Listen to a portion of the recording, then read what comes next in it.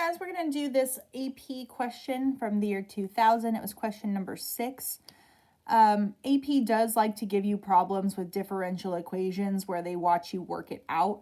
So be ready. All right, we're going to consider this differential equation. If they give you a differential equation, they're going to want you to take the integral of it. We're going to find the solution y equals f of x. See, told you, we want to get f of x, which is the same thing as y, to that differential equation, and it has to satisfy f of 0 equals 1/2. So that means that you're going to have to find c so that this is true. That's what satisfying means. Okay, so let's start by writing out the dy dx equals 3x squared over e to the 2y. Yep. All right, so this is part A. On the actual AP exam, they give you specific spaces to work out each specific problem, so you don't have to label your stuff. It's all boxed in. We want to get all of the y's on one side, all the x's on the other side, or they're just not going to give you points. You have to separate. So separate. We multiply times e to the 2y. This will be e to the 2y equals, oh, and then dy is still on this side. And multiply by dx for over here, 3x squared dx. Cool. So we just separated y's versus x's. Next step is integrate. That's how you get rid of the dy's and the dx's for real. Okay. It looks like over here we're going to have to do the opposite of a chain rule. Okay, so we're going to do a little bit of a rewrite on this side. This is e to the, let's use, it's kind of pinkish red, 2y. Our inside function is the 2y. The derivative of 2y with respect to y is 2. So since we stuck that 2 there, we also have to put a 1/2, right? Because there was originally invisible 1 as that coefficient, and 1/2 times 2 is that 1. So we did this in order to get a 2. Okay, as we take that integral, this will be e to the 2y. And then that 1/2 just slides right down in front. This 2 disappears because that's how chain rule works.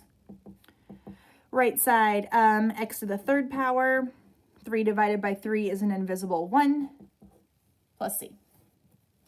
So right side is x cubed plus c. Let's solve for c.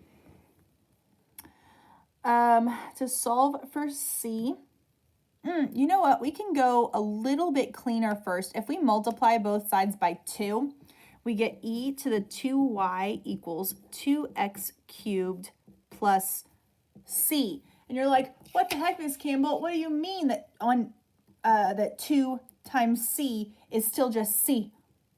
That's because it's still just a constant. We don't really know what the constant is. We just need there to be a number over here. So it's the same reason why we don't put a plus c on the left-hand side when we take that integral. It's just some constant. We don't know what it is. Okay, so we want to get c. We want to solve for this. In order to do that, we have to plug in something for x and something for y. Y was 1/2, so this is e to the 2 times 1/2 equals 2 times 0 cubed plus c. Left-hand side is e to the 1st equals 0. It's going to just rewrite it, but it's 0 plus c, which means e equals c. C is literally the letter e. Okay, remember that e is it's a constant. It's a specific one. It's 2.71 something. Okay, it's kind of like pi. It's an irrational number. So we're going to go back up to right before we plugged in, which was here. So we got e to the 2y equals 2x cubed plus e. Cool. Keep on going. We need to get y by itself because it says find a solution y equals f of x. We need y alone. Okay, well, y is buried inside of an exponent where e is the base. So the opposite, or inverse operation of e to the power is take the natural log of both sides. As we take the natural log of e to the power, we end up with just the power. So it's 2y equals, and then since we took the natural log of the left, we take the natural log of the right.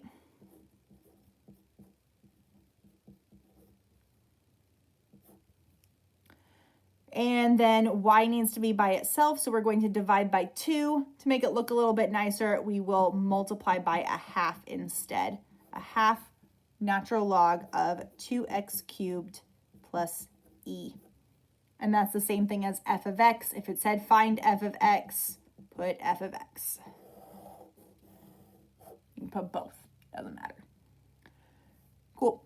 So that was part A. Find a solution to y equals f of x to the differential equation, and this does satisfy the point 0, 1/2. If you plugged in 0 for x, you would get 1/2 for y.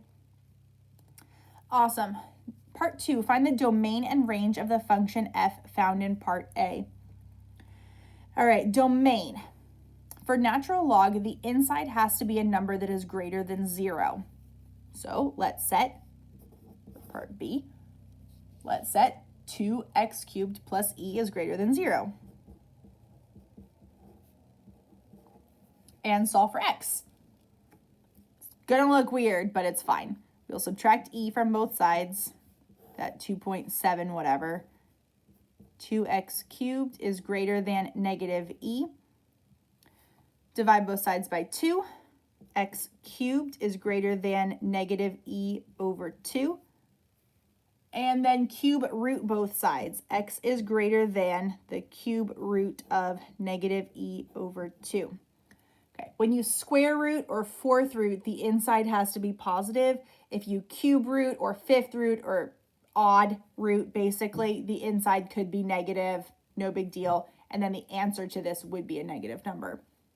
Okay, other thing is range. If you think about natural log of anything, the natural log graph looks like vertical asymptote here at x equals 0. But then natural log looks like this. Range is how low do we go to how high do we go. There's an arrow pointing down, and this arrow, I know that it looks like it's pointing right, but it's also pointing up. So negative infinity to positive infinity. Our domain is that x is greater than the cube root of negative e over 2. The range is negative infinity to positive infinity, as far down to as far up as you could possibly go.